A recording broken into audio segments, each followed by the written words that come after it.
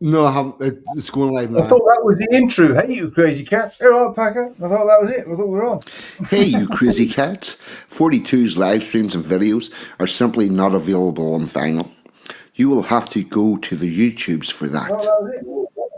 that was So if you want content about 42's live streams and British videos traditions and simply culture, not available on cutting vinyl. edge social commentary from an unapologetically patriotic perspective, along with a side order of madness you simply will not find anywhere else, then this is the place for you. And to all those early adapters in the chat, don't forget to hit the notification bell. That's how you get the good stuff and make sure you never miss a tasty treat. So with that being said and done, squeeze yourself in. Let's get into it. You know you want to.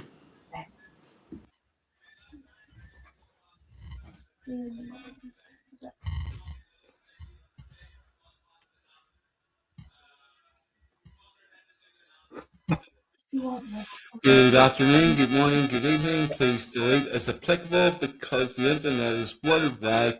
Time zones are still a thing. And holy fuck, this has been a confusing all night. Robot roll call. You sound like a robot. I sound You like a robot. It's like a robot 42.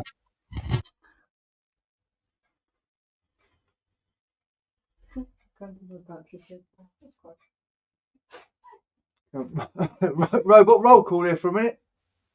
Okay, what are we like now? Better. Better. Sound is a big proper shit one. Oh, I'm on a kazoo. Hopefully that has resolved itself. Slim's in. I don't know where the fuck I am. Right, well, I'll tell you where I am. I've just finished shouting at the television for quite a long time, and England are now in the semi-final of the World Cup. We will play either the Swiss, the Grasshoppers of Zurich, basically, or the Argentinians, with whom we have a lot of previous. But I believe we shall indeed prevail. And yes, I am saying we because yes, I do support England whenever they're playing international football. I support every British team when they're playing against anybody. It's not British. Something maybe the Scottish and Welsh could get on board with. Maybe. Hopefully. Right. And I'm going to say a few hellos. Spanish Chickens in. Amanda Lee's in. Welcome aboard. Thanks for coming along. Spanish Chicken. Mr. Burger's in with the funniest comments on the internet. Slim is in. What about you, chum? Dave Waffle is in. We'll come back to you in a minute, Mr. Waffle. Yeah, Rich is in. I haven't read your reply yet because there's a lot of football and stuff going on. But thanks, and I'll come back to all of that as well. Do we have anybody else? I think. Oh, Linda Hunter and Dawn Browning and Linda Hunter in from Australia. Thanks for coming along, and I hope everyone is well.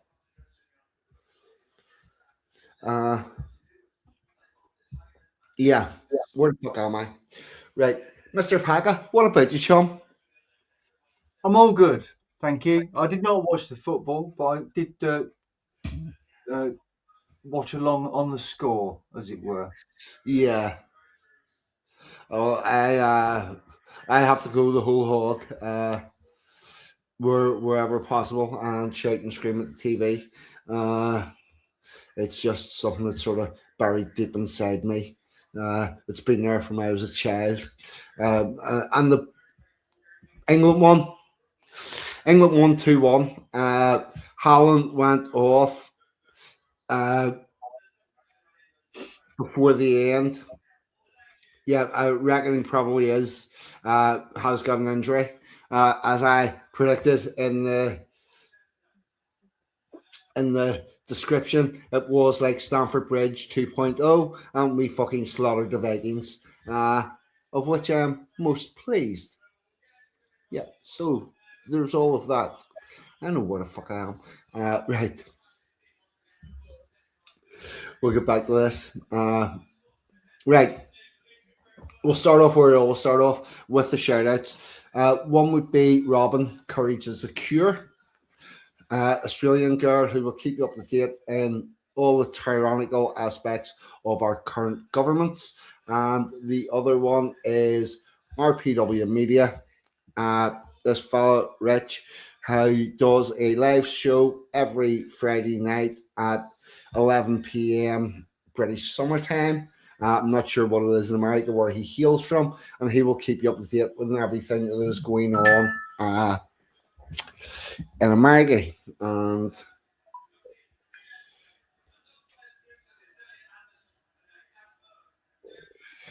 oh, oh, yeah, oh yeah, I do have another shout out, which is just about coming. Which I got helped out with by the wonderful, amazing Emma G. 6 p.m. Eastern time. See, I'm getting the top of things. Yes, Rich will keep you up to date with everything that's going on with politics in America. Another show that I like to give a shout out to would be the one, the only, the Dave Waffle House, home of the Friday night duck race, the best duck race on the internet, which is indeed just something that we do for fun, and you can indeed win lots of prizes like some tat that Dave Waffle has made, or indeed liquid arse. And there's free routes to entry. Dave has covered all of this stuff, and apart from that, it's a really good hub. Just call in, meet people, and have a good time. So there's all of that going on. Uh, yes, my other bit of news. Oh, the yes, like like what Mr. Pakka has just displayed, the Plum Club soap. Uh, Yes. Oh, the wonderful, the super sexy, amazing Emma G. Uh, is very close to graduating with her degree in nursing, and she has been awarded her place that she'll be going to, and she is going to be a community children's nurse. Uh, a job she will be fucking amazing at. Because she's a wonderful, caring human being. I am incredibly proud of her, and we are both looking forward to the day where she does receive her blue uniform, the blue nurse's uniform. Yeah, uh, yeah, it's a lot to be pleased about. Uh, what else have we got? uh, yeah, that's about all with the announcements. Oh, the other one is on Monday, the 13th of July. I will be streaming the 12th of July parade in Belfast, and most probably the Ballymacarty East Belfast District Return Parade. One stream will be somewhere about 10 o'clock ish or thereabouts, depending on where I go to in the morning, somewhere between 10 and 11. And the other one will probably be about 7 o'clock. I need to check out the times for the return parade for that.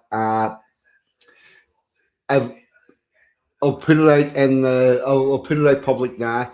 I have sent an email to Dave Waffle and told him that if I'm streaming on the 12th and he wants to restream that in the same way that he does the Tommy Robinson protests and other such stuff, to please work away and go ahead and do that, because there is quite a large worldwide audience for that stuff. So it might help him out in dragging some new subscribers to the channel. So he may or may not do that.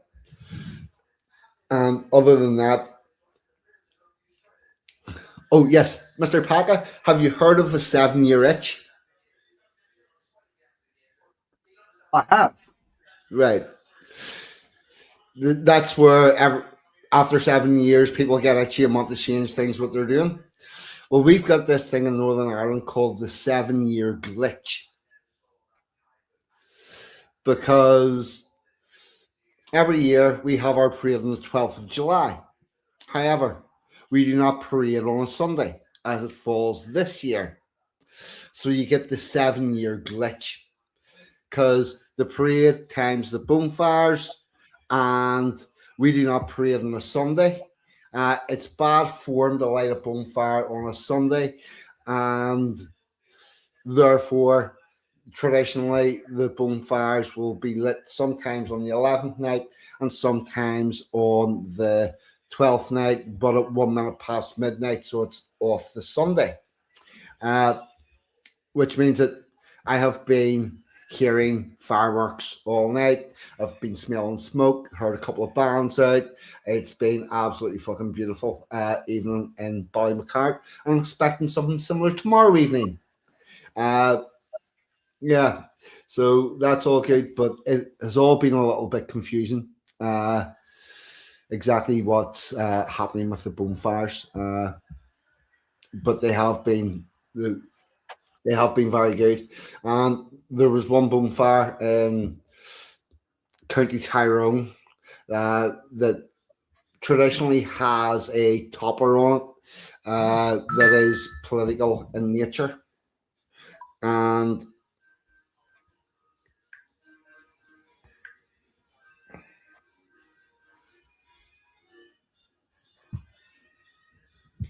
yeah,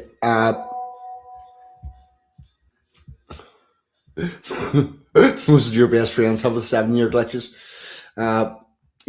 The like previously that bonfire had a police car on top of it, and last year it had a migrant boat, and they were talking about bringing people in to take the bonfire down, and what do you know, it went on fire before they could do that. I'm totally shocked, because that's what generally happens. It's a choice of one of two things: either put somebody on top of the bonfire to make sure they can't take it down, or you just burn the fucker. Generally, it goes with burn the fucker before it can be taken down. So that's all went. The festivities are all well in place, but I did watch quite a few of the parades from England today. The Liverpool parade and the Southport parade. I actually mentioned this in a super chat to Chris, where I said the English parades are more colourful, but I think that was misinterpreted, because whenever I say it's more colourful, I don't mean there's more coloured people. I mean that your parades are slightly more pageantry. I can actually pull up a. Yeah, I will. I'll do this. I'll give you an example. You have fucking concertina bands. Have you ever seen one of them? No? Check this out. Share screen. Share screen.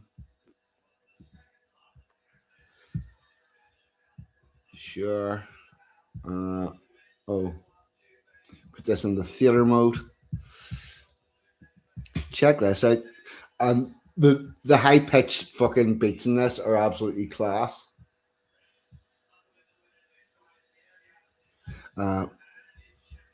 Return parade. This is from Ulster Band Forum.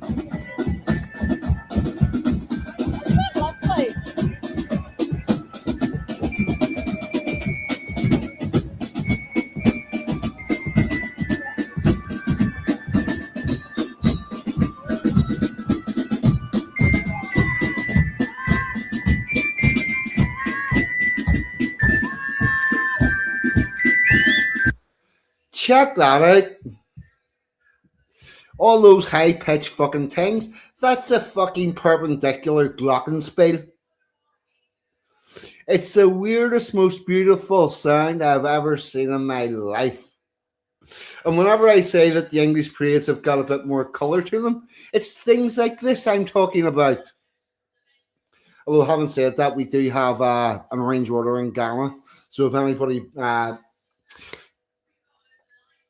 is it Ghana? No, it's not Ghana. There's a couple of African orange lodges, mainly because they are Christian countries that are surrounded by predominantly Muslim countries, and they find that orangism is a really good way of making the Muslim population stay small.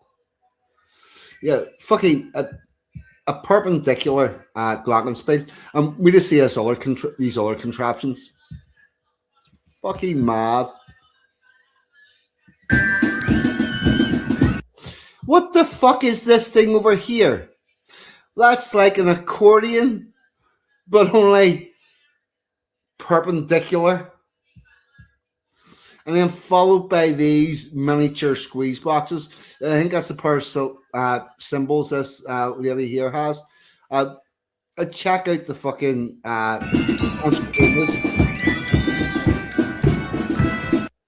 see that? It's like a fucking hand-sized accordion.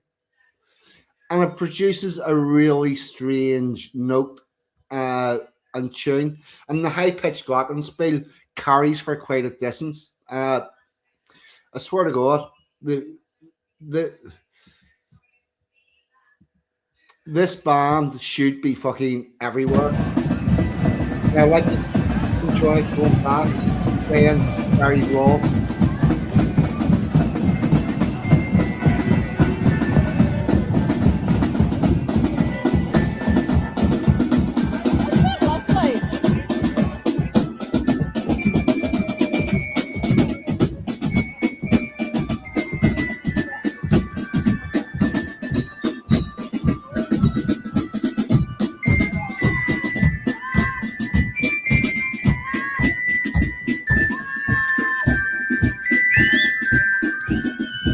Going to let this go on for a couple of seconds.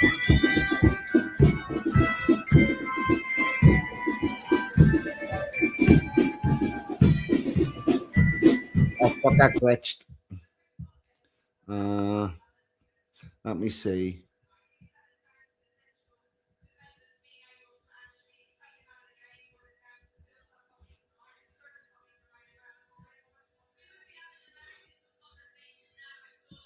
I'm gonna roll it to here because I think this might have something.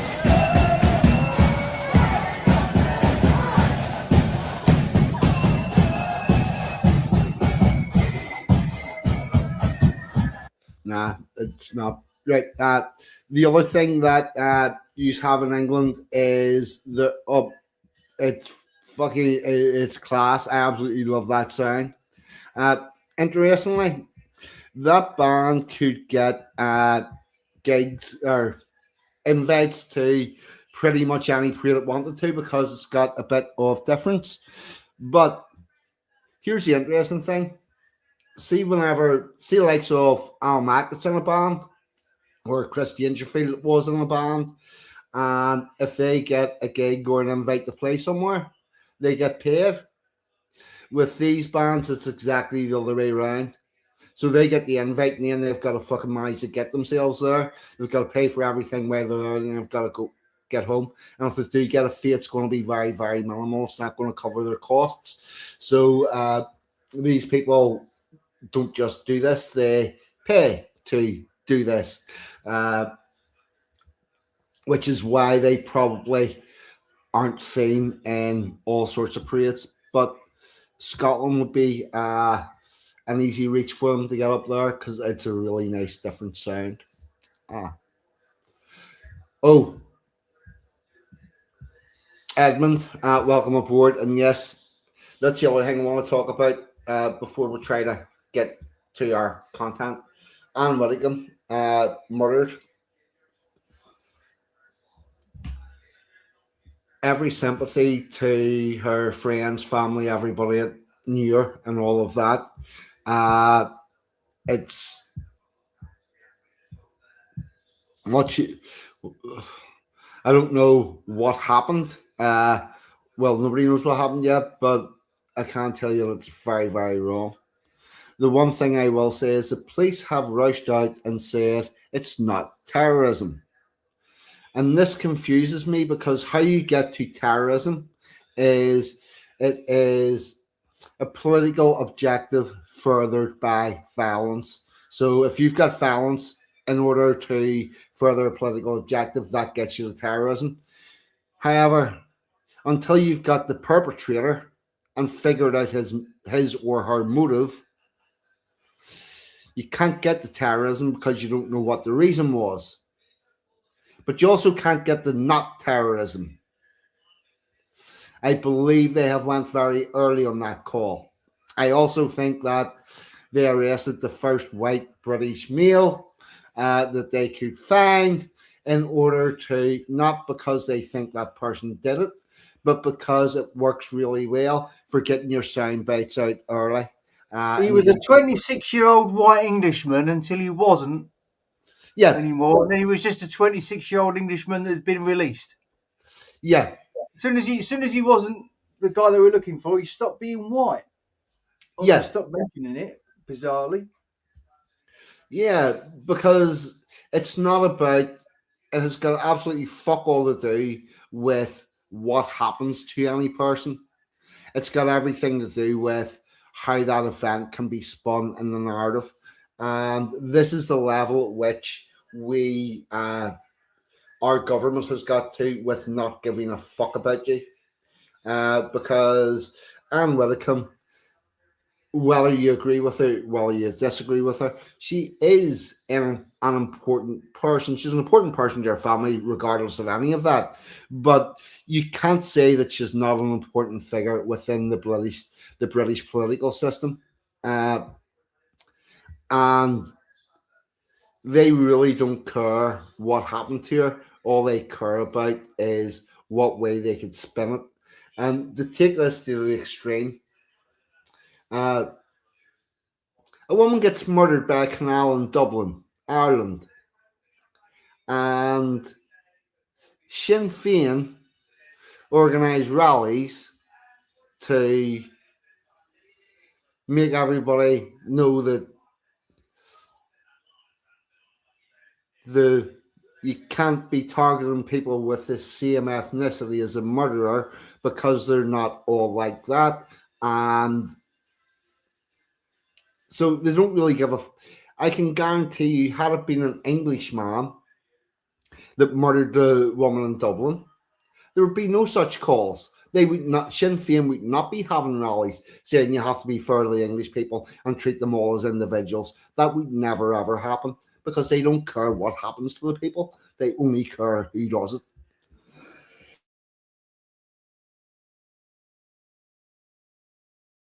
it. Sorry, I had to cough there. But Edmund says they arrested someone this evening. So oh, I hope they've actually got the person and get some evidence and stuff out. I mean, I have no. To be very clear, I have no idea who did it, why, or what, and I'll not be speculating until there's something to actually speculate on. But the one thing I'm sure of is that they can't rule out terrorism until they actually find the suspect and find out the motivation, because that's what makes it terrorism or not terrorism.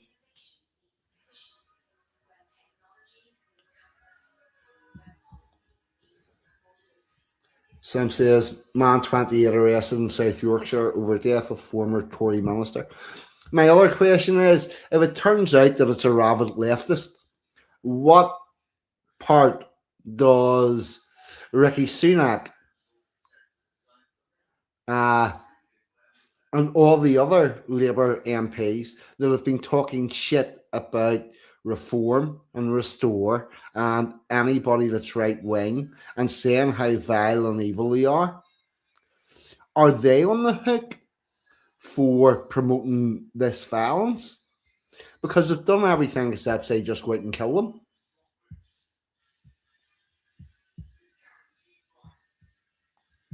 Uh, yeah, Yeah, but what does a white British national mean? It doesn't actually mean anything until you start to find out what the white British person was like, because we're not all the same. We're not a hive mind. It could have been anyone from a lunatic to a burglar uh, that it went wrong, or it could be uh, far right, far left, whatever. And until we start to find that out, we're never going to know. We can't make any calls on whether or not it was terrorism. Anyway, I've been gibbering for 25 minutes. I originally called this the poetry stream, and we are going to try to get to some conversations about poetry. Oh yeah. Oh, no worries, Slim. If you're reporting if you're passing on what's on the news, that's fine. It's a trusted source. It's not. It's not something.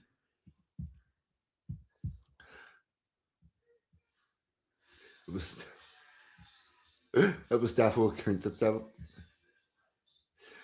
Right. Actually, before we go into poetry, there is one other thing I want to say. Rich, if you're still about, I think that you did 100% the right thing whenever Jimmy went off on a wobbly last night and started saying this, that, and the other. I don't know how to break this to you as people, but yeah, I don't know how to break this to you as people, but you can be full of rightful indignation and anger about what was visited upon you, and you could indeed be correct in what you're saying. But that does not mean that every forum is the right place to say it. And there are some conversations that need to be had in private, and there are some conversations that are fit for general consumption on a very public broadcast like YouTube. And if you want to actually get anywhere in this culture war, everyone is going to have to learn that and make a decision on what they say publicly and what they say privately. For me, it's actually quite simple, because whenever I was growing up, you could end up in trouble for wearing the wrong clothes in the wrong area, let alone saying the wrong thing to the wrong people. And we all learned this automatically growing up, because getting a kicking turns out to be sore. And that's something that I've learned as I'm growing up, and something we'll need to take forward with this culture war. Just because you feel that it is a fair comment, it doesn't mean to say that it actually is. And the other thing I would say is, see if your brother spent a bunch of years making a very professional YouTube channel and a big media background, don't fuck it up for him. Maybe don't fuck it up for him. Don't go on and say fucking egregious shit. Whether or not you feel fully justified in it, yeah, it's fine. Feel fully justified on it, but you're at the wrong forum, Jimmy. Maybe think about that, and think about what you want out of this. Do you want to win and move forward? Because if you want to win and move forward, sharing your raw anger is not going to help. And incidentally, this is something that plays out in family court a hell of a lot, whereby we have fathers who have been shit upon for multiple years, and they eventually end up in family court for a hearing about being denied access to their children, and it comes out as an angry scream, because it's the first time they've ever had the opportunity to talk about it, and that angry scream is almost guaranteed to get you denied access to your children because everything's been reversed and you need to think about what you say and how you present yourself. And maybe that's something that we can all learn going forward. I don't claim to be I don't claim to be perfect. I don't claim to have every answer in the world, but I think maybe just have a think about that. And Rich, I think you did 100% the right thing and protected not only yourself but Jimmy from Jimmy's mouth. So there you go. That's that out on the table. Yeah. So where were Mr. Pakka? Yes. Right. We're now eventually going to get to the poetry, but I'm not looking forward to this because did I agree to this? Am I reading poems? no, not necessarily, but you could if you wish. Right. But you can if you wish. But here's my curiosity. Whenever you were like a kid at school, uh, what was your education like with regards to poetry or creative writing? Fairly shit. Very To be honest. shit. Yeah, I did. I only did English. Didn't do English literature, and it was just a quick wash over the basics. This dude was a writer. He wrote some stuff. This dude was a poet. Here's someone else. No, that was it. Yeah. Did they give you any of the social context of what poetry or creative writing's actually for? Not that I remember. Although to be honest, 42, I'm probably not the best person to ask about what was going on at school because I didn't really pay that much attention. Yeah. Um, Unfortunately, that is the case for a lot of people. And it's not down to the people themselves, it's more down to how this stuff is taught. Because we'll take 10 or 11-year-old kids and we'll try to teach them about poetry and we'll hand them William Wordsworth, who wandered lonely as a cloud through glens and dales and fucking found a host of daffodils. And it's romantic poetry.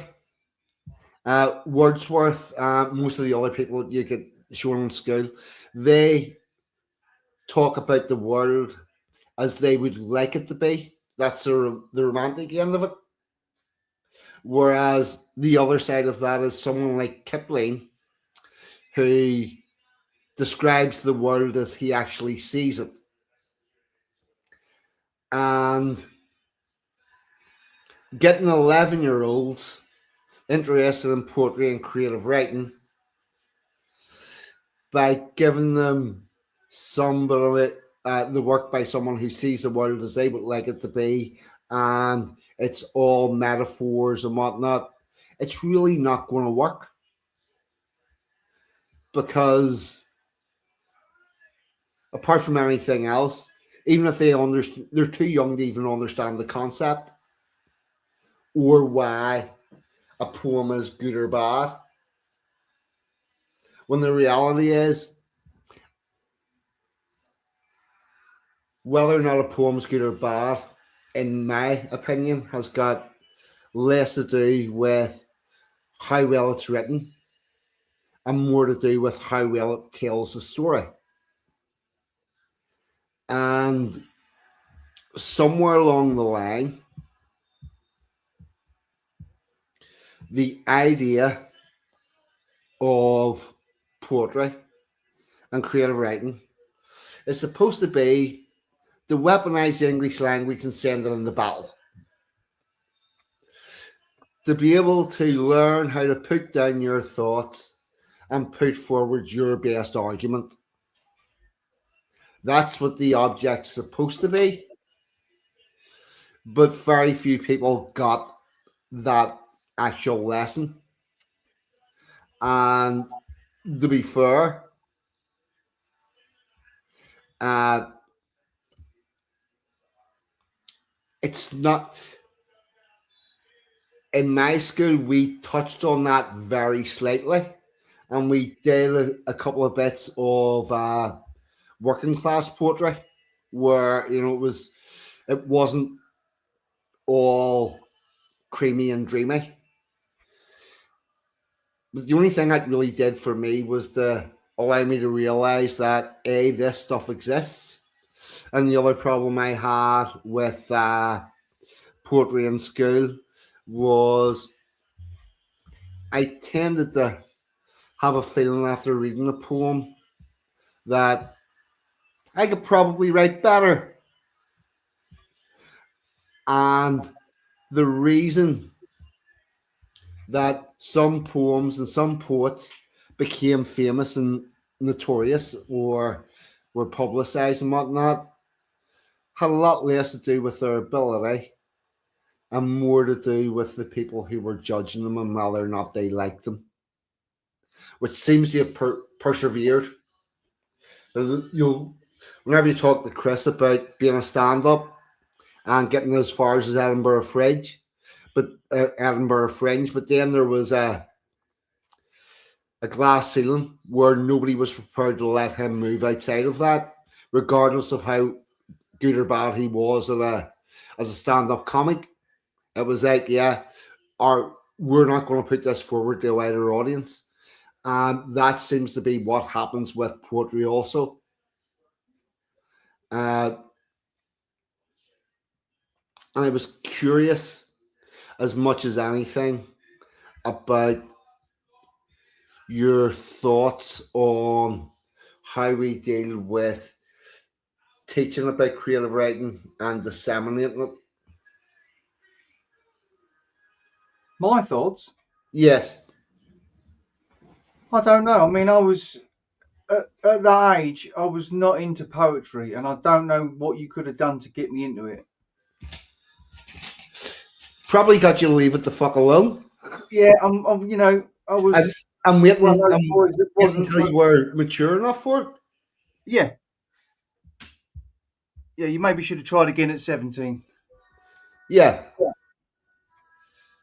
And started with something like Dire Straits, Romeo and Juliet. Yeah. Because, like it or not, Dire Straits, Romeo and Juliet is a poem. Just happens to be set to music. In the same way that England Day Raise the Colours is a poem set, a long each poem, but a poem nonetheless, and set to music. Yeah. It is. Yeah. Dire Straits, Romeo and Juliet is mostly prose. Poetry, prose.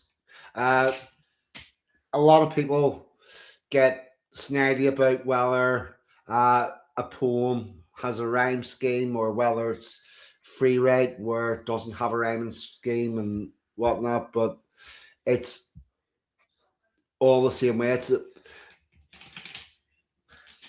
about being able to disseminate your thoughts or distill them and put them into something that carries a message. That is something that I think we all missed. And no, mate, no, don't worry, Slim, it's fine. We can chew over this shit. This is we're in the my specialist subject. I'm quite happy to fucking chew over all of that. And there is no right or wrong. All right, there are some forms of poetry, like sonnets and shit that must follow a particular rhythm and amount of lines and all that. But yeah, but there is no pure right or wrong on this. It's opinions. I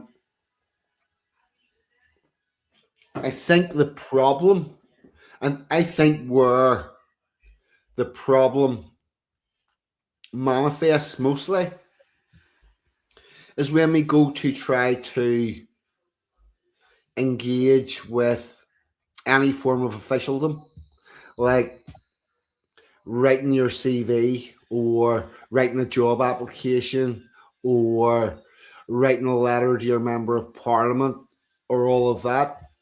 I mean,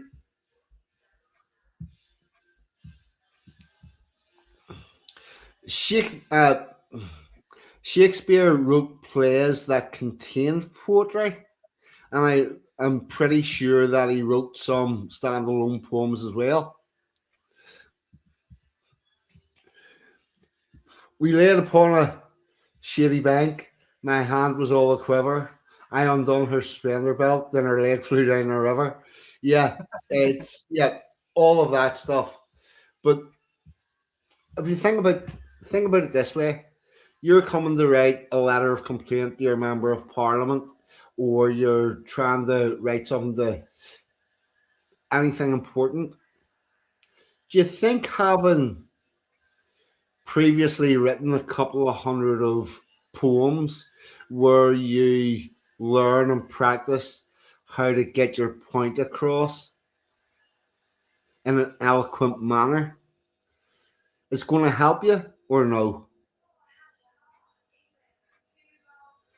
Because what we're left with is a bunch of people whose first effort into writing something that they want to be profound is in this high stakes environment where they're writing to their member of parliament, they're writing to their health department, they're writing to whatever. I mean, I'm like uh, Emma had issues with one of her youngest children getting a place in school because the places were very limited, and obviously I demanded to be the one to write her appeals and stuff, uh, because I'm sort of kind of half decent at that, and I only got to be good at that with the practice I got from the poetry. And I think that whether you want to publish poetry, whether you want to keep everything for yourself, what whatever you want to do, it might be an idea to practice those skill sets. And we all sit with a computer or a phone that has a dictionary in it. Be advised that dictionary, whenever you look up the word, will have a little side tab that says thesaurus. And whenever you click on that, that's going to give you all the words that mean a similar thing. And you can look through that list and find the word that you need for your rhyme, uh, which always helps. So, uh, where else was I going with this? So, outside of school, uh,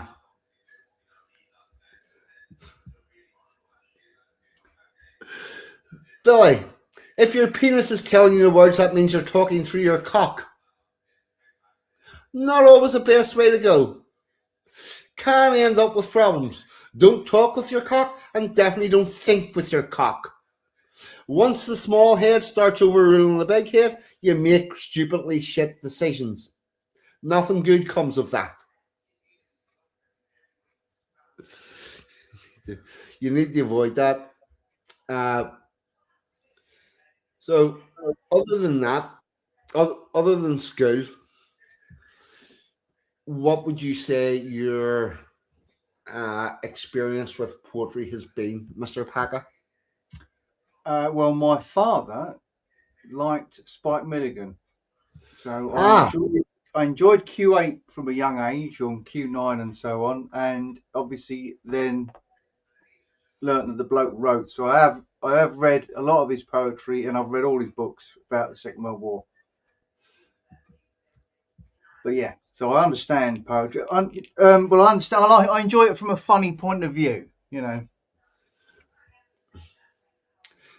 A funny point of view is probably a good place to start. The other thing is, if you want to begin your journey, and this is not just for you, Pakka, this is for anybody listening. If you want to begin your journey with writing some poems, start with writing yourself a funny one. I did something very different. My first poem I wrote was really fucking serious, but funny poems are indeed easy to write. Oh, may as well do this. Would you like to hear my first poem? Yeah. Right. Here we go. Search.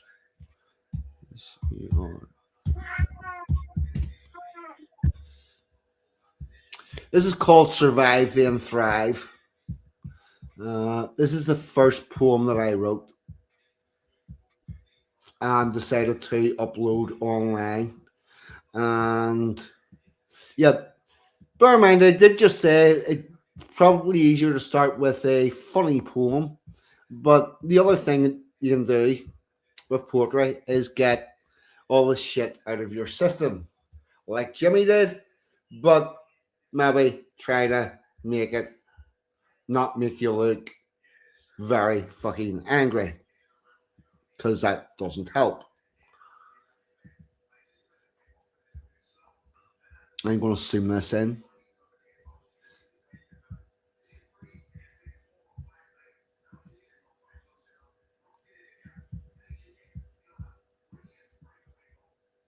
Haven't read this for quite a while. Here we go. This is Survive Then Thrive. You came pretty close, it has to be said, to ending my life when you fucked with my head. But something deep down in the back of my brain simply said no and saved me again. I survive. You made me feel small. You made me feel weak. You taught me not to talk back and always be meek. You taught me my role was to work and to clean like a loyal employee, never heard and unseen. I survive. The cold and the hunger you made me endure did not have the desired effect of that, I am sure, for I still had some strength that cannot be denied when you said the way forward was my suicide. I survive. The daily insults were hard to take, but it would require more than words my spirit to break. You labelled me stupid and lacking in fight. Well, here's a surprise. This retard can write. I will thrive. For now I am free and no longer in fear. Both sides will be told and it will become clear. My behaviour was strange. I committed some treason, but your treatment of me was always the reason. I will thrive. There you go. That is the first poem that I wrote and uploaded. And I feel it. Yeah, I might have had some shit to get off my chest. Just a little. But that's where it all begun. One of my next one, it's also where the name 42 came from, because I decided I was going to write poems, and I decided I was going to put them on a forum, and I had no idea what name I was going to use for doing that. So I had a quick think, and yes, it was a fucking quick think, and my conclusion was that men are not really treated like people, therefore don't need a human name. And I went with 42, 42 being the answer to life, the universe, and everything, as described in The Hitchhiker's Guide to the Galaxy. One of my next ones, which covers that, is Y42, which I'm not going to put up on the screen. I'm just going to recite this, because this one I actually learned and performed on stage. Why 42? I hear you ask. What lurks beneath that writer's mask? Is it humane? Does it have a brain? Has it simply gone insane? I say names of her people with humanity, since I live with her. That does not describe me. I'm more a machine. I function, I toil. Open my veins, there's no blood, only oil. A machine needs no name. A part number will do. So I chose a good one. I chose 42. But I have no need for pity. This machine feels no pain. So I'll work under that number until I feel human again. This is where it all comes fucking full circle because, yeah, I do actually feel like a human being again. The wonderful MG squeezed all my fucking broken bits back together, and I've done a lot of other stuff, and I feel quite human, but I'm not ditching the 42 name. And I still identify as a machine. So there you go. I'm just checking through. You got a better reason why I'm still alive, chum? uh, because the amount of shit I've been through, I deserve to be dead. The only thing that makes sense is that I'm a fucking machine and just kept moving forward. At least a cyborg, which I do identify as a cyborg in an attack helicopter, who's identified as a sex machine. Yeah, but you were a dildo, Billy. That's where the problem arrives. Right. I don't know where the hell was going off this. Yeah, oh, I know you do. I know you do. Which is why I feel absolutely blessed that there's this amount of people that come and fucking listen to me on a Saturday night, and not only that, that you sat about for quite a long time while England were playing football and are still here for the start of the stream. I'm quite amazed and I feel very blessed that I've got this type of audience. And without the audience, none of this could have happened.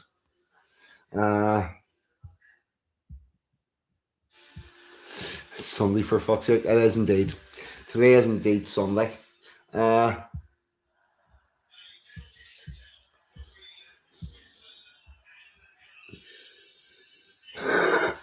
Yeah. Fucking right. See, once it went on the top, it was only ever going to get burnt.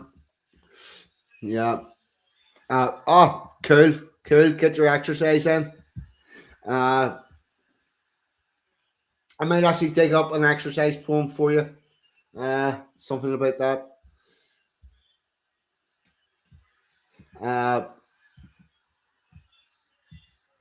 What else have we got to talk about? So,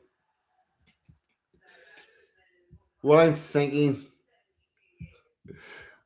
about doing now is I'm going to do the England Day. So I'm going to play it momentarily.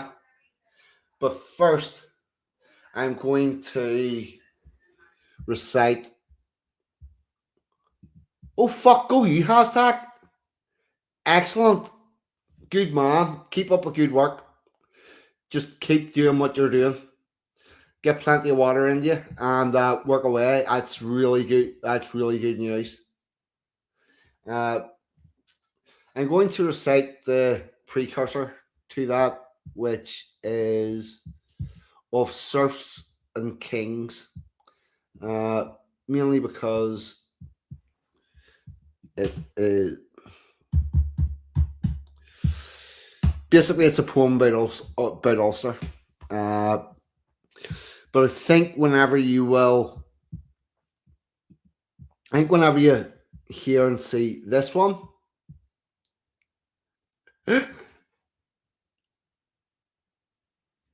oh fuck, has that perfect, man. I'm really pleased to hear that. Stop smoking, eating good. Now run 5k. Excellent. Pretty much every military in the world based all of their fitness training around a 3 mile run, which is basically a 5K. Excellent work, Hashtag. Uh, yes, whenever I say this, let me know. Do you see a similarity with the England Day poem?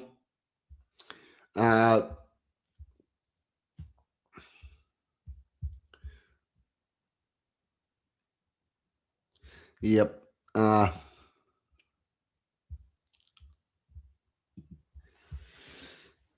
I think by figuring out how I wanted to write with this one is how I figured out how I wanted to write the England Day one. So this is of Serfs and Kings. I wrote this in 2013. At the time of the... I'll check out it. This is the protest at the top of Twilight Avenue where the 12th of July parade was stopped. We went back there lots and lots and lots of times. That's where I find out it's not even on the... It is, right, okay. This is of Serfs and Kings.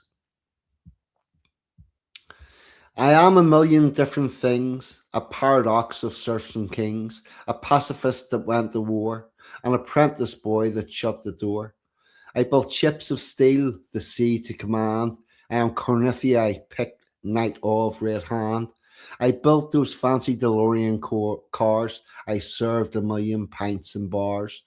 The Boyne and Somme felt my force, as did Waterloo and Iraq, of course. I died a million deaths, that much is clear. But look around, because I am still here. Bagot, Adams, Kelly too. Just a wee word from me to you. You did your best, but I still survive. With every beat of the drum, I am alive. You tried at Enniskillen, Oma, and the Abercorn. At Le Mans on Bloody Friday, my clothes got torn 1,300 times in 1972. You blew me up, but I made it through. 3 cousins you took down at White Bray, honey trapped them murdered by the IRA, going home from work in a minibus where you callously separated yours from us. I took all that, and as you say, I am not going away. I am Ulster Protestantism, loyal and proud. I breathe where the fife and drum are played loud. I am a people of bloodline you cannot destroy, no matter what tactics you try to deploy. Bagot, go read the depositions of 1641. Then understand removing us simply cannot be done. You cannot catch the wind nor change the tide of the sea, and that would be easy compared to conquering me. No surrender. Do you see the similarity?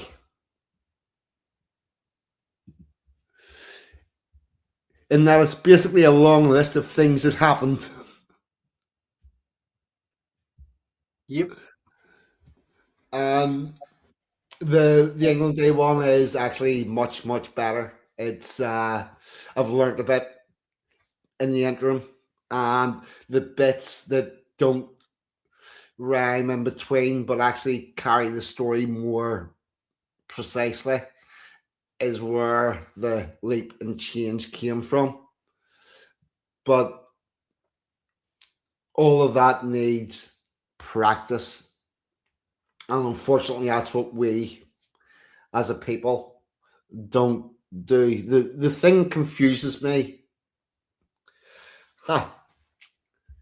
Here's a question for you, Pakka. What is the culture war?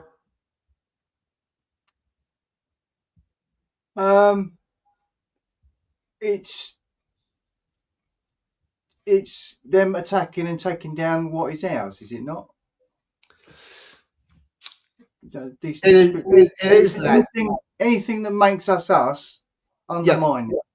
Right. Now, and what would be the only way to combat that? Because here's the thing. They're not putting forward the culture they're putting forward is globalism. Every McDonald's will be like every fast food will be McDonald's, Kentucky Fried Chicken, whatever chain it is, all the music will sound the same because it all comes from uh, the same producers and the music industry.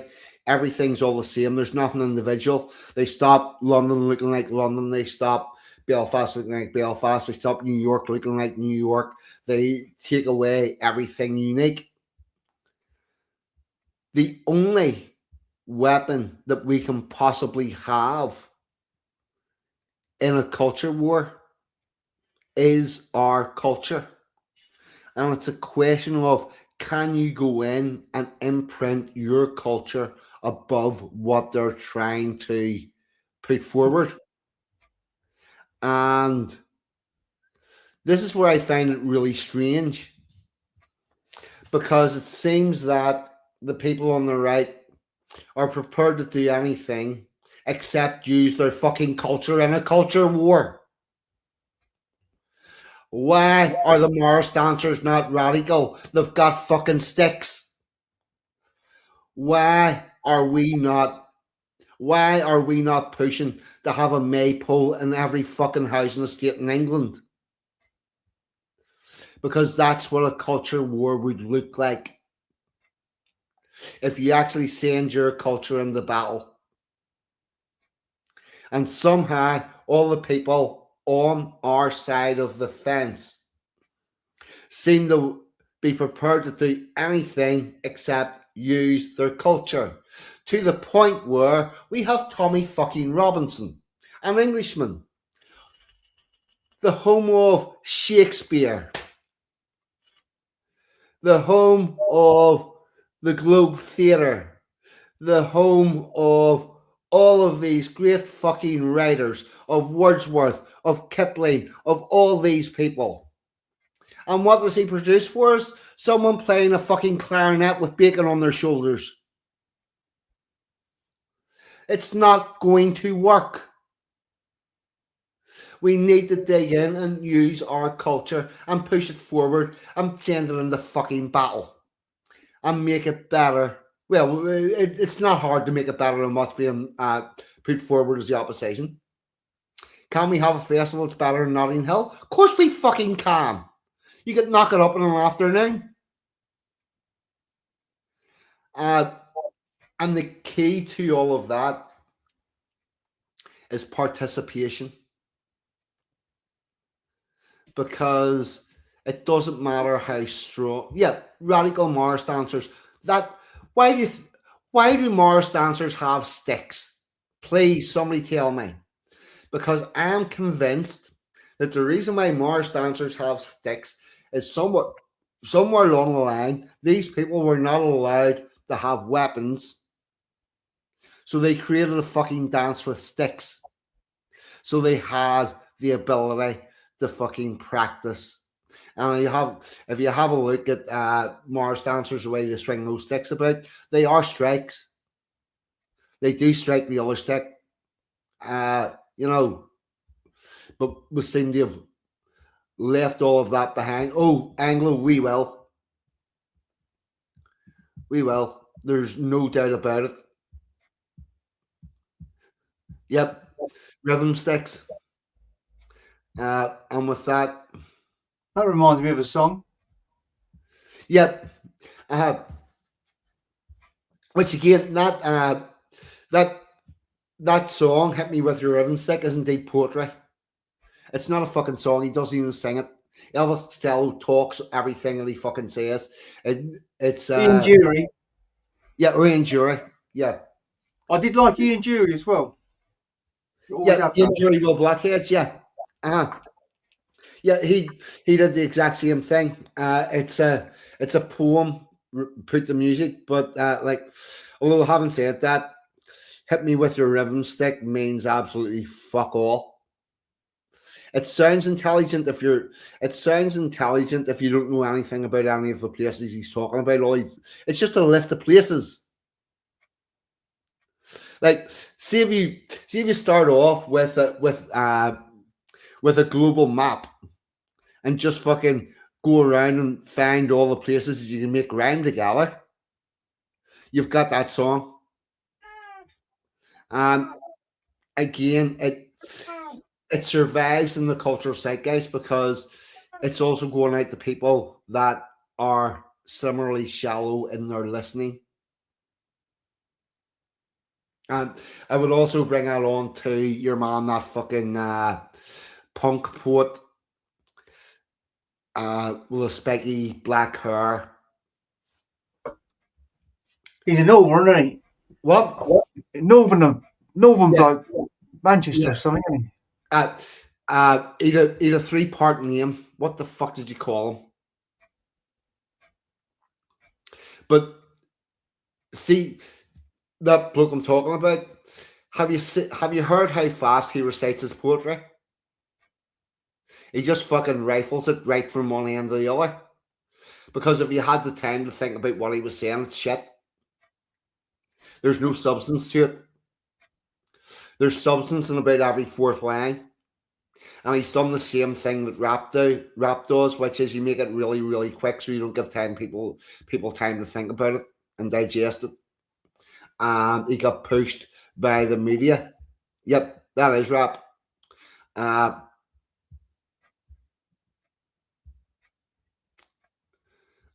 going to do the musical interlude. I'm going to play England Day, Raise the Colours. Boom, boom.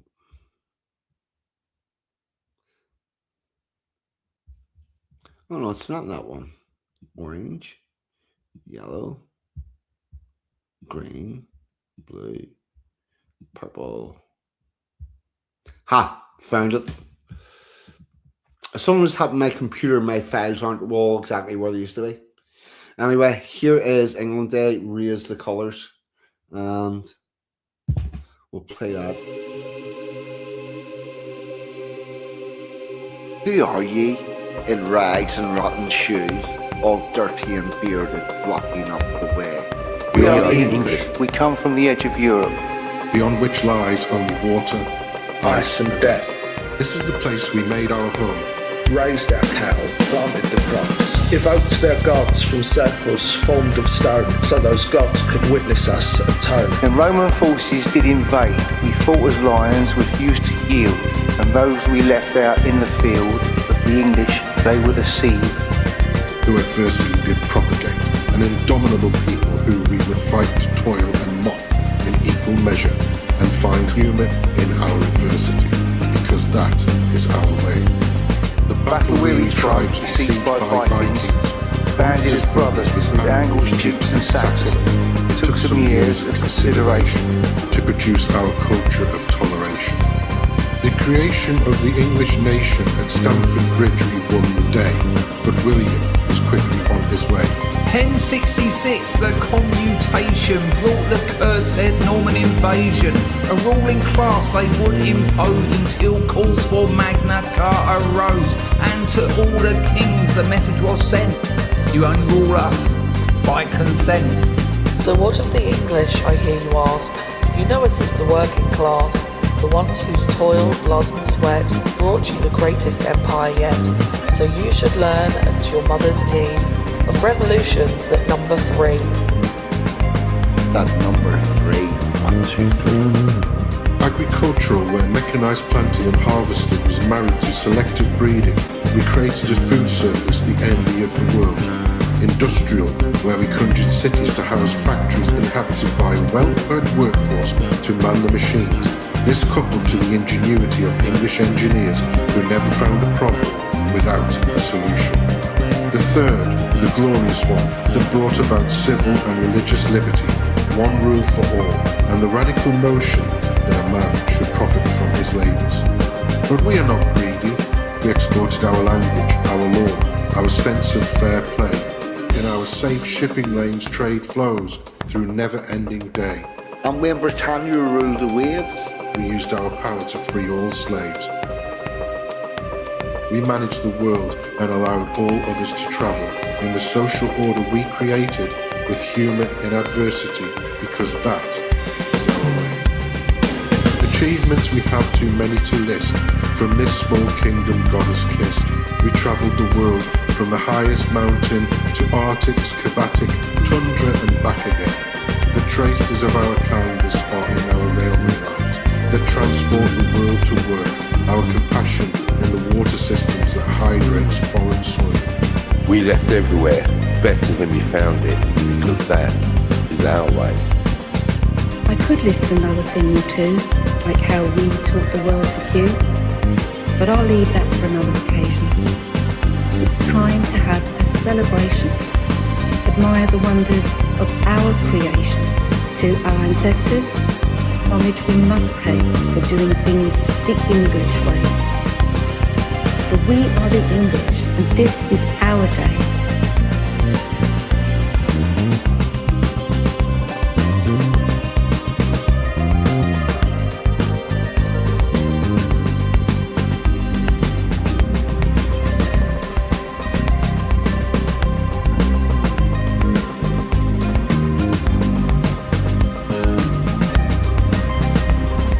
Who are ye?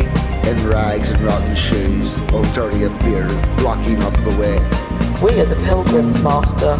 We shall go always that little bit further. It may be beyond that last blue mountain barred with snow, across that angry or glimmering sea. We are the English. Every Englishman's house is his castle. So hoist your colours on the ramparts for England Day. Then down after St George's Day. We are English, and we'll be patriotic in an organised way.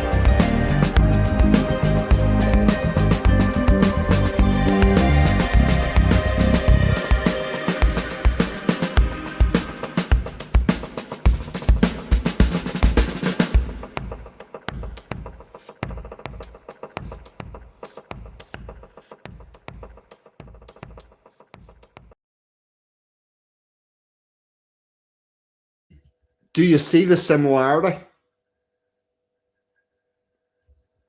in the style? But what I've done with the England Day one is I've filled it out in between, because the first one was like a list. It was like fucking this happened, this happened, this happened, this happened. And unless you actually are from here and know what happened, Yabacorn or White Park Bray or whatever, it's kind of hard to follow. And even if you are from here, your connection with the Corinthian pick might not be just quite fucking where it ought to be, because you're in the history and all of that type of stuff, and where the Ulster people actually came from. So I would still say that that England Day Raise the Colours is my best work yet. Oh, The White Man's Burden is a fucking hell of a poem. I really like Kipling. I have a disagreement with him on the poem If. I don't think it means what he thinks it means. I have issues with accepting slings and arrows from fucking everyone and not saying anything about it and just fucking getting on with it. No, there's a time where you need to say, here, fuck Pat, you're in the wrong. But other than that, I like pretty much all of Kipling, and I may actually find The White Man's Burden. Right, back to YouTube. The White Man's Burden.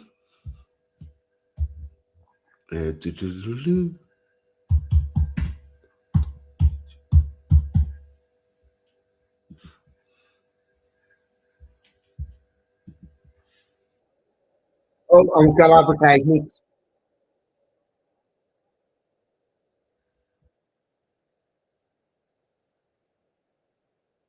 I'm going to have to put you in touch with a friend of mine. What? Advertisements. Yes. I have. They get fucking everywhere. And the other thing I want to say is, see, while we're talking about poetry and all of that and forming poems, if anybody what I would like to do is try to organise something where I've tried this before and it never really got off the ground, and I may have been unresponsive at some stage about 2 fucking years ago because I've been clearing out my emails, and I think I might have tried this before and just let it slip because things got away from me.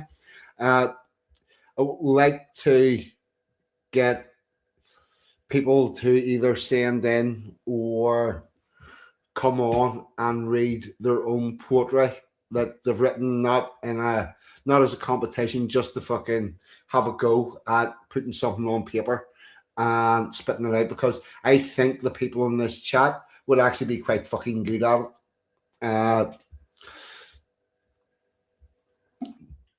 So I would like to try to do that.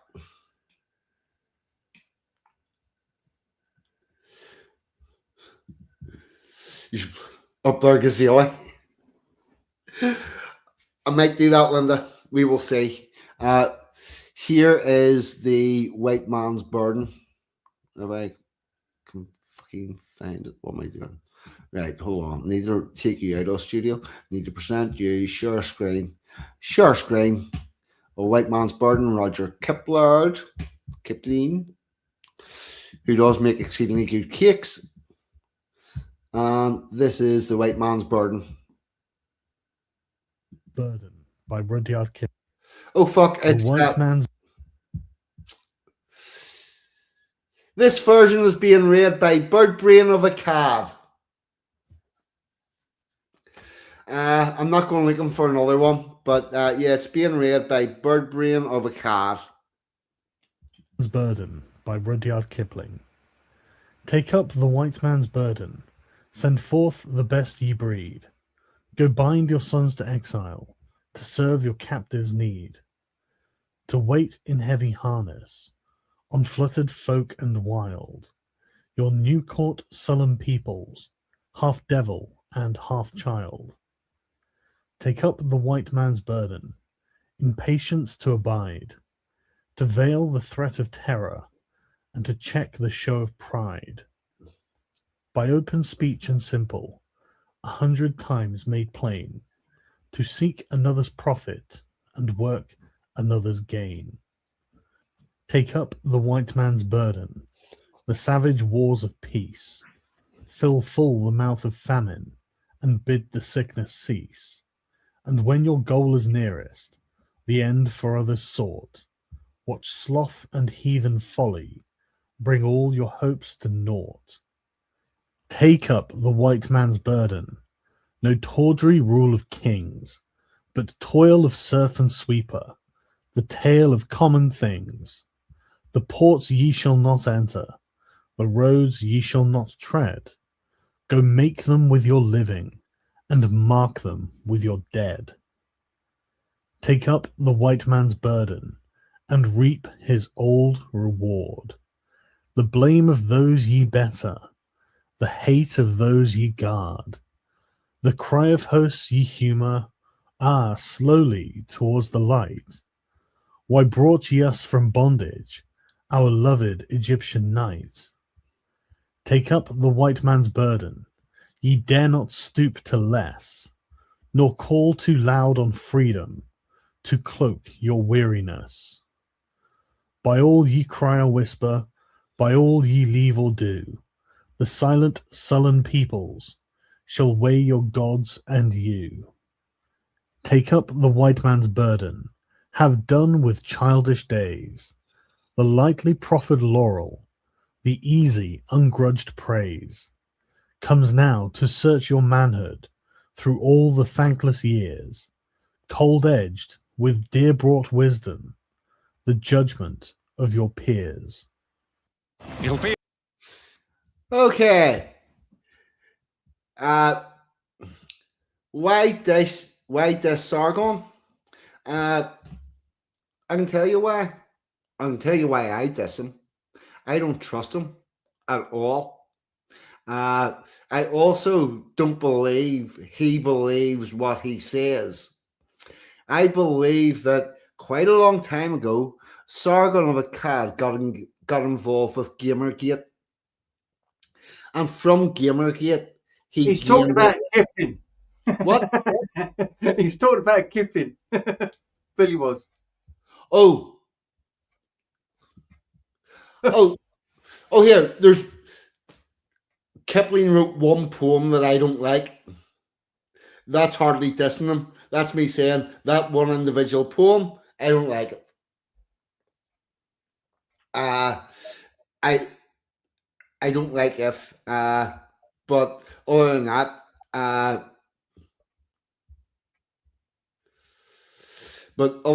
I do. I really rate Kipling.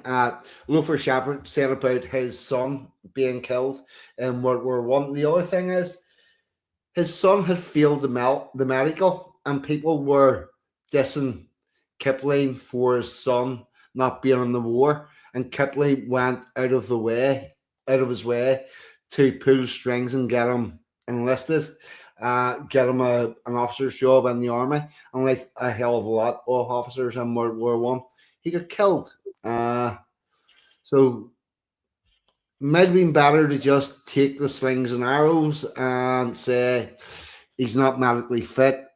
Sorry about that, but that's how it comes out. God knows there was far too many people in that war that died that should not have been there. Be they too young, too old, wounded, unfit, any of that stuff. Yeah, Boots is good, but I don't like it. I don't like F. So there we go. I don't know what the fuck. Where are we going with this stream? I don't know. Yep. Has anybody heard anything from Rory Herbert with his voice like crystal? Has he just disappeared? I know that he disappeared from here at the time whenever I stopped doing the call-in show. And I think that the main reason why he was here was to come on the call-in show, because I've seen him on a couple of streams not long after that.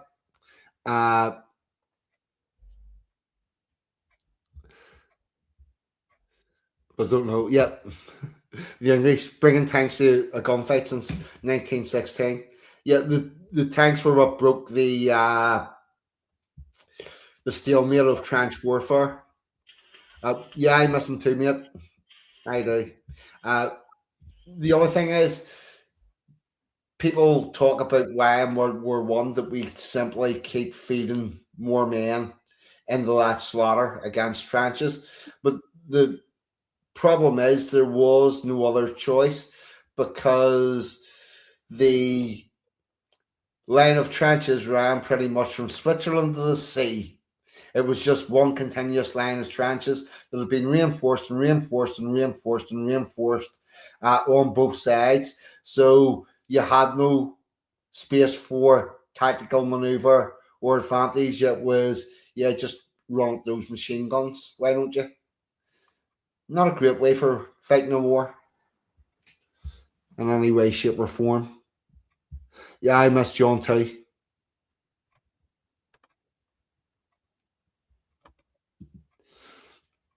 Yep. Here, Lothar, by the way, if you want to come on as a guest some night and we'll just talk about World War One, I would be very up for that, because I would learn a thing or six. Lothar is, I have a decent idea about World War One, but Lofar's a fucking expert, and I actually seen him. I've seen his comments in other streams about the Somme and whatnot. Yeah, so if you ever fancy doing that, just drop me an email, mate. I would be very up for that. Rory done the right thing. He vanished.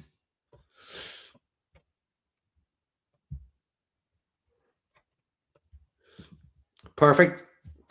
Send me an email and we'll sort it out. Nothing with any sort of plan. We'll just talk about World War One for a couple of hours, because I'd be well up for that. And by the way, you're the expert in this and then on that stream.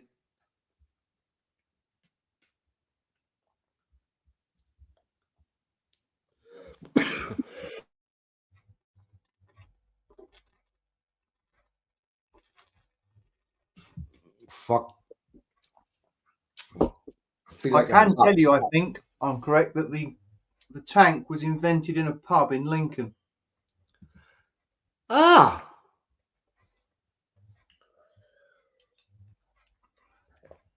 I know that the reason it got called a tank was they put it in boxes and disguised them.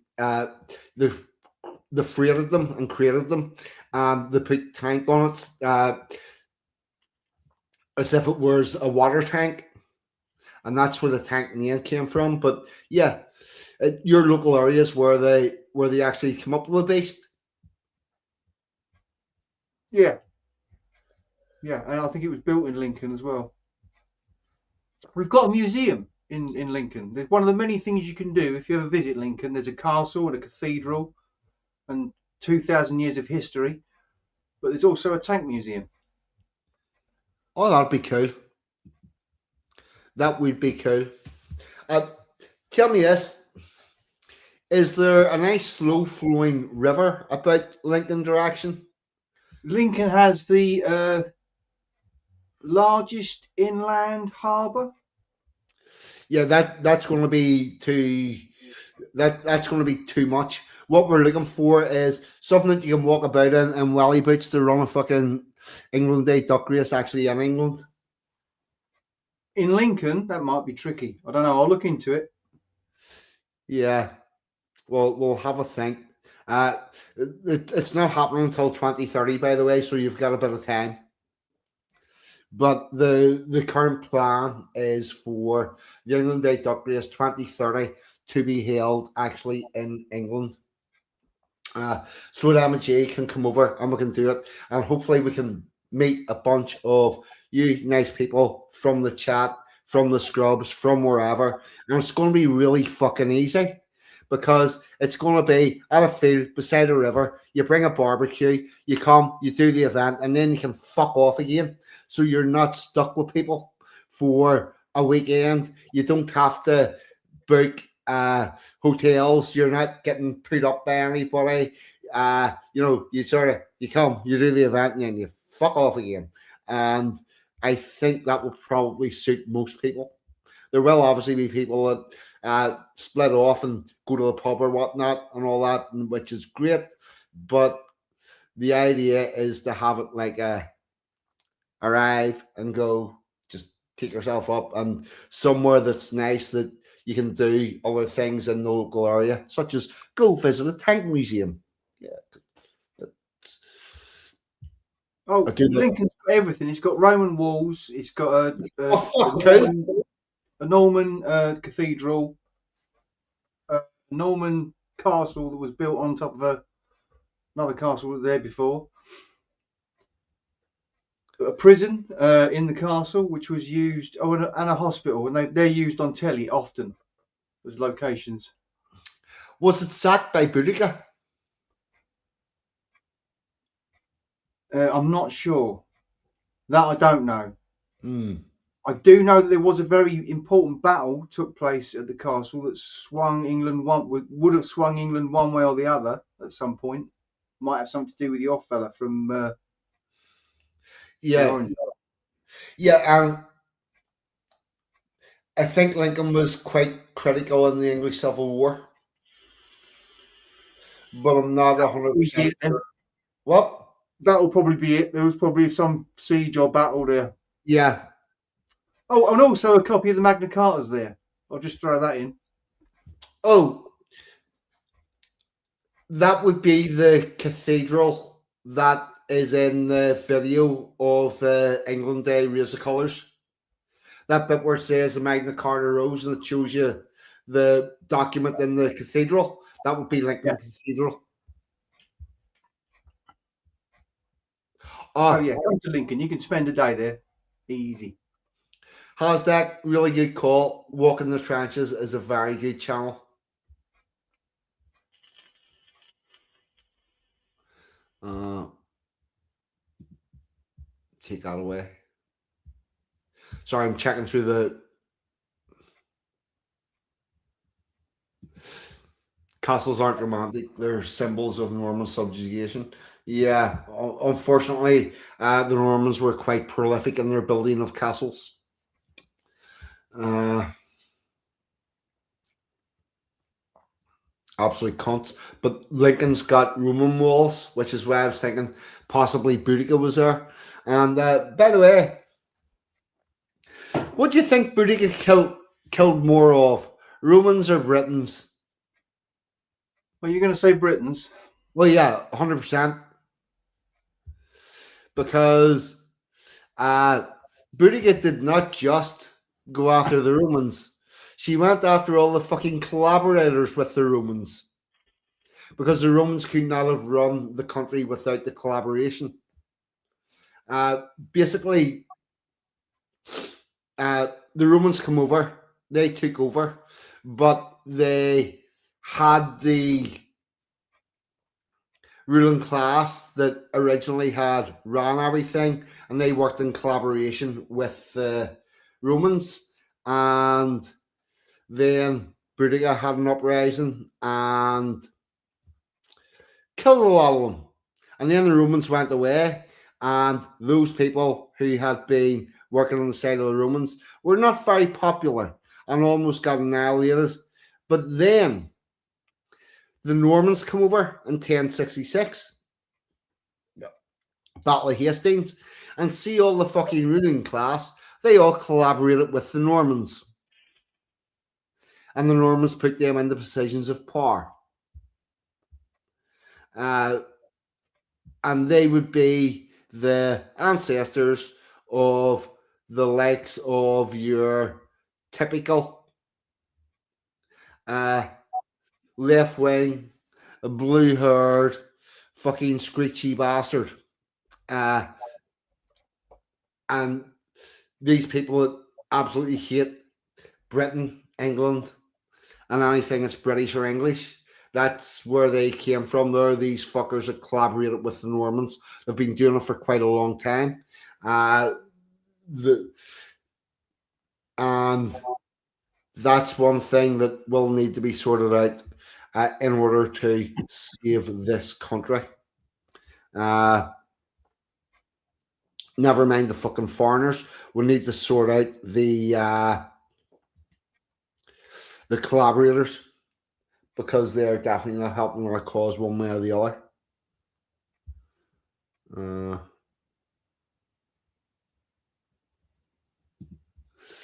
Anglo's name was first recorded in 11th century Essex. Very good.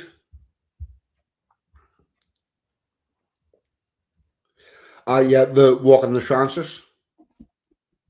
The Walk in the Trenches is a YouTube channel. They do some very, very good stuff. They go to where the battles were fought in World War One and show you it on the ground and give you a really good idea of what has been going on. Now, at 2:30 in the morning, my head's fucking fried. But I also feel a bit guilty because I kept you all late with a very late start. But that was due to England playing football, and they are now in the semi-final of the World Cup, and they will face either the Swiss or the Argentinians, and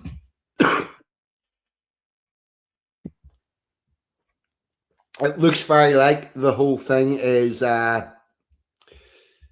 being set up for the Argies to win the whole competition. So we're going to have to do something to beat that. But I believe we can do it. I believe we can. And with that, I know what I'm doing. Now, this ties in, sort of.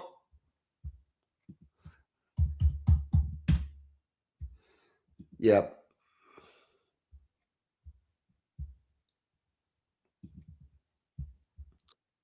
Oh yeah, 14 adverts again to get through this.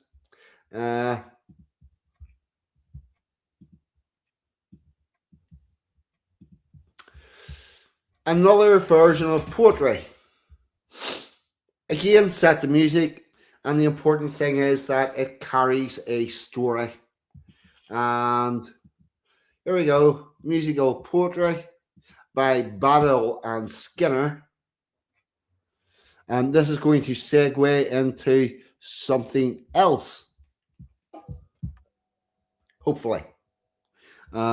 We will see. Anyway, at the stage.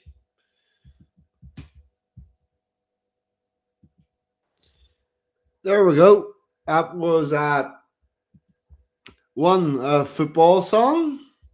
And we're going to juxtapose that with a request that we had from the wonderful Linda Hunter, which is an Australian song about Australian rules football, and it's called Up There Gazelle. And we can compare and contrast. But whereas the three lines is about the England team, Gazelle was one person. Billy, they've made their way through to the semi-final. We will face either Argentina or Switzerland, so that's how close we are to the final. And the Linda Hunter request is coming up now. This is Up There Gazelle.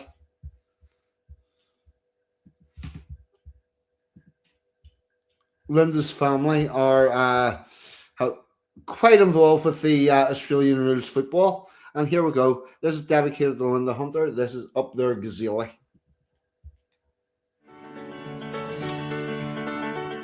Well, you work to earn a living, but on weekends comes the time you can do whatever turns you on. Get out and clear your mind. Me, I like football. There's a lot of things around. When you line them up together, the footy wins hands down.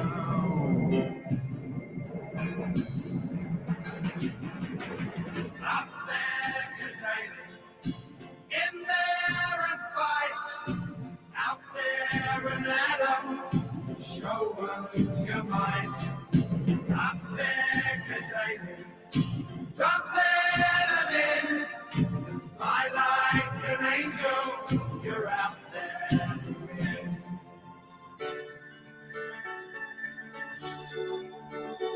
Now there's a lot more things to football than really meets the eye.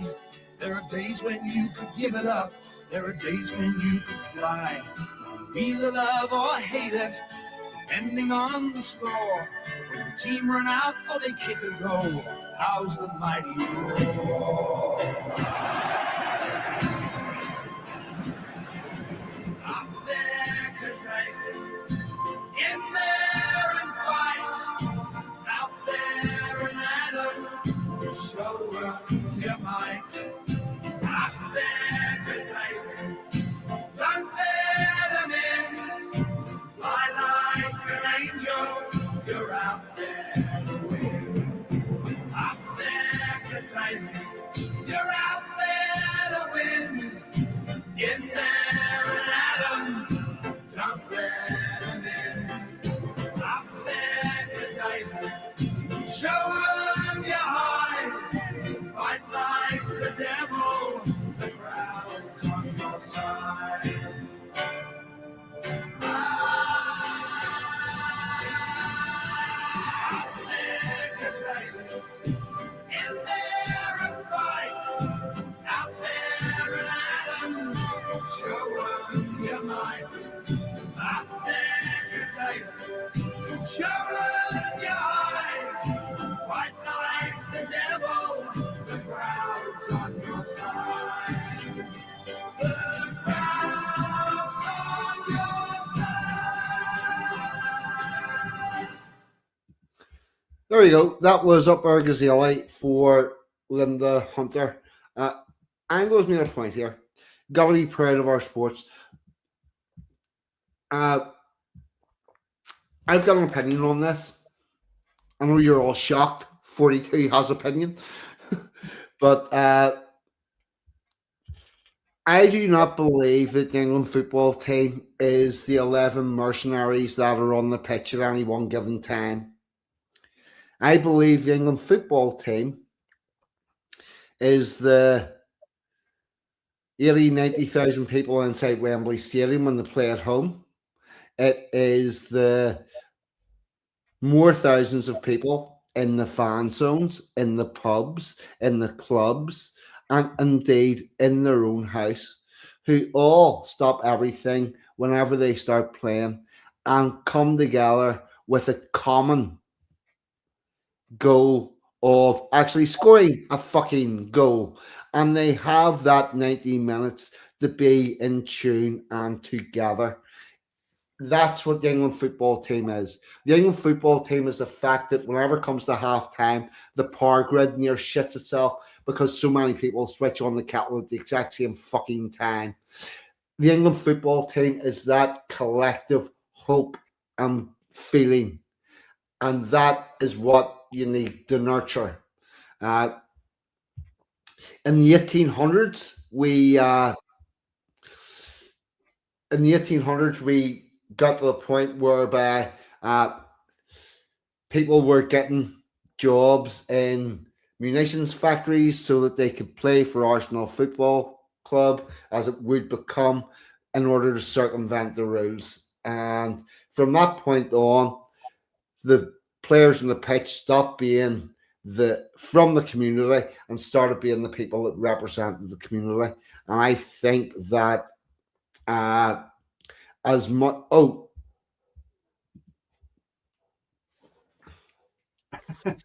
yeah, I am very much against all of that rainbow laces and all that political bullshit. The only international football team or rugby team from the British, from the United Kingdom that has never took a knee for Black Lives Matter is indeed Northern Ireland, because they know not to do that bullshit. Because our football team, our fans have a is there a kind of consensus of let's not try and make this any more political than it already is? Well, see, here's what happened. The general rule. Yeah, well, here's what happened. See, we used to go, if you go back 20 years, if you went to a Northern Ireland match, you would hear from the terrace and people singing a song called The Billy Boys. And apparently that is uncouth because it goes, hello, hello, we are the Billy Boys. Hello, hello, you'll know us by our noise. We're up to your knees in Fenian blood, surrender or you'll die. And this being up to your knees in Fenian blood apparently is not acceptable. Fenians being Irish warriors. And apparently that does not create a neutral environment inside the stadium.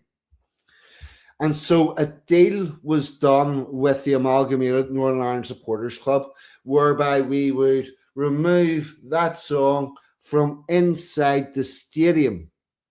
Not from a repertoire, from inside the stadium. And we did that by, whenever people started singing it, we started singing a different song louder and sort of drowned it out. The other thing that we did was our national anthem goes, God save our gracious King, long live our noble King, God save the King, no surrender, send him victorious. But we took that out as well. And the deal that was done was we would do that to remove any sectarian elements from inside the stadium. And in return, the team would A, fly the Ulster flag, B, sing the official national anthem, and C,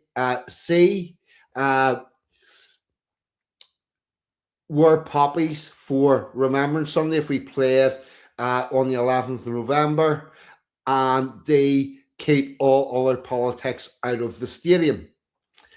And they're under no illusion whatsoever, should they fold on any of their deals, they're going to have problems inside the stadium.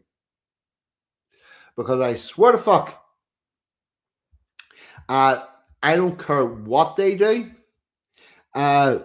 with regards to sound and whatnot, but there will be a very strong political atmosphere inside the stadium. So they never did that. They kept on the side of caution. Oh, the other interesting thing is, you know the way the England fans were singing Sweet Caroline for a while? Do you know where they got that from? From the Northern Ireland fans in France in 2016. Because we sing that. And it makes perfect sense that we sing that. Because, you know, it goes, Sweet Caroline, bump, bump, bump. Good times never seem so good. Well, that bump, bump, bump actually has words. And the reason, whenever they were doing this deal, whereby we stopped singing sectarian songs and all of that, we said we want Sweet Caroline played as our walk-on song, as it were, because what it actually is Sweet Caroline, fuck the Pope, good times never seem so good. So it makes perfect sense for us to be singing, but I never did understand why the England fans took it over. And to that end, I'm very... What? It's a good song. Everyone knows it. Yep. Yep. Well, the Ulster banner, Billy, since you're being pedantic, it's not an Ulster flag, it's an Ulster banner. Which is the red cross in the white background with the star and the six-pointed star in the centre and the crown and the red hand. Yep, so good, so good, so good. Yeah.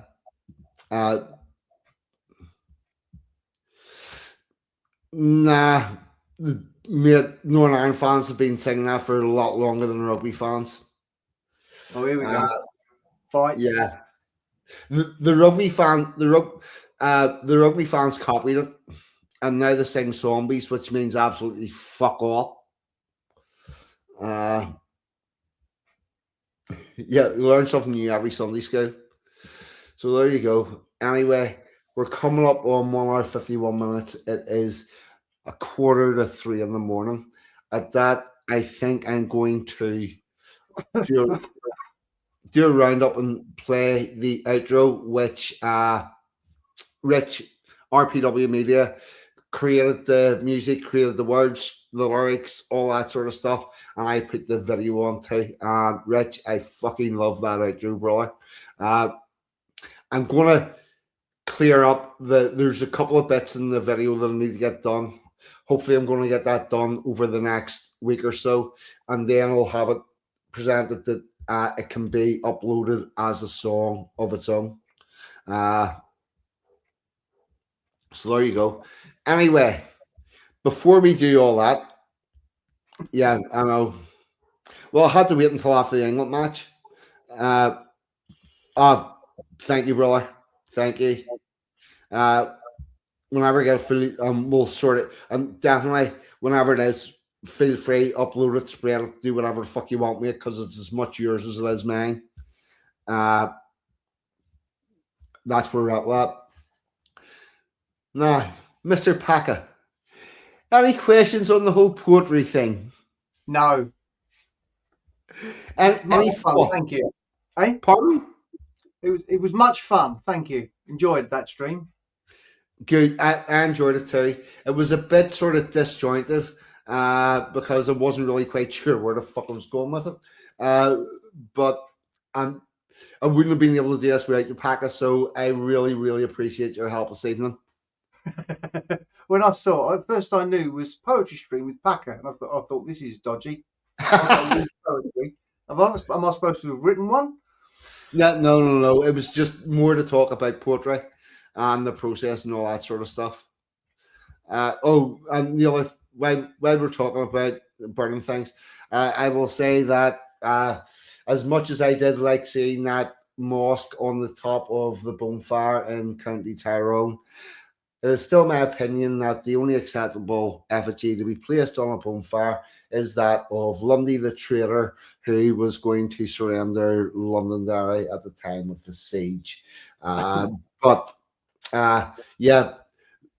I cannot fault the people from County Tyrone for doing whatever they do, because they have suffered quite the fucking ethnic cleansing in that neck of the world, and I would not begrudge them doing any expression that they choose for. Anyway, where the fuck was I? Right. So, any final thoughts, Mr. Pakka? No. Why would you expect actual thoughts from me? Well, you might have had one. One never can tell. If I had had one, I'd have blurted it out already. Yeah, right. And here we go. This is the... Cheers, everybody. This is a new outro coming up. Yeah, this is the order we're doing. Fucking head's fried. Here we go. Here's the outro.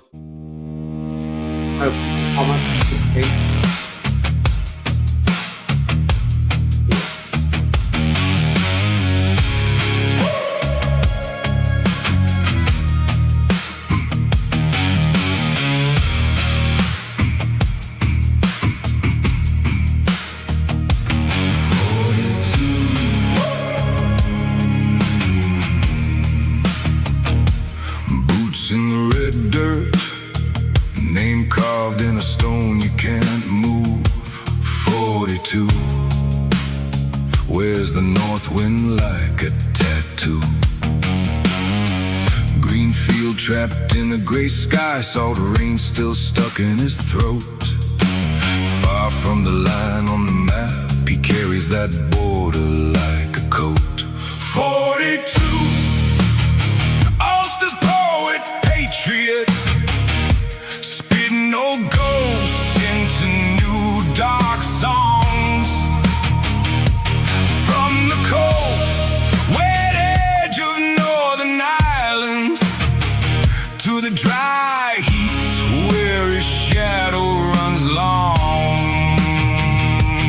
42, Ulster's poet, patriot, every line is a vow he won't undo.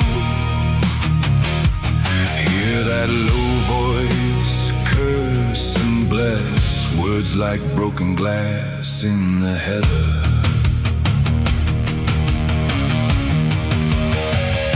Tongue tastes blood and black tea. He writes the river that cut his town. He writes walls only he can see. Vision of Ulster's flicker over rusted wire and ruin.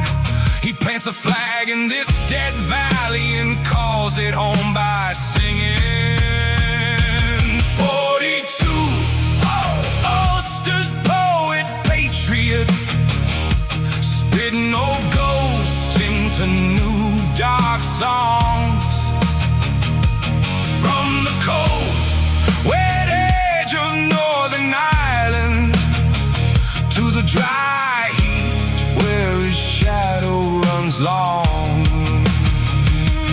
42, Ulster's poet, patriot, every line is a vow he won't undo.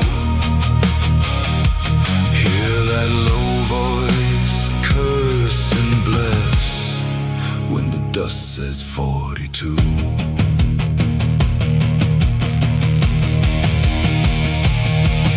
Is it exile if the land moves with you? Is it freedom if the past still stares straight through? He laughs like a funeral, he prays like a fight, writes Ulster in the sand, lets the wind decide the right. At 42, Ulster's poet, patriot, spitting on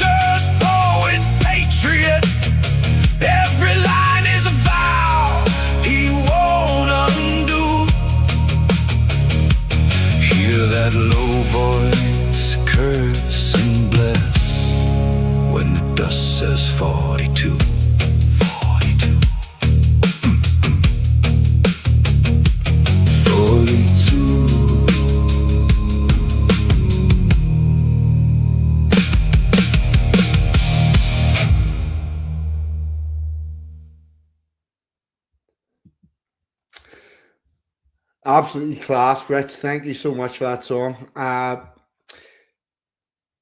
has been Pakka. I have been 42. You lot in the chat have, as always, been fucking amazing. Good night. God bless. I'm out of here. Goodbye.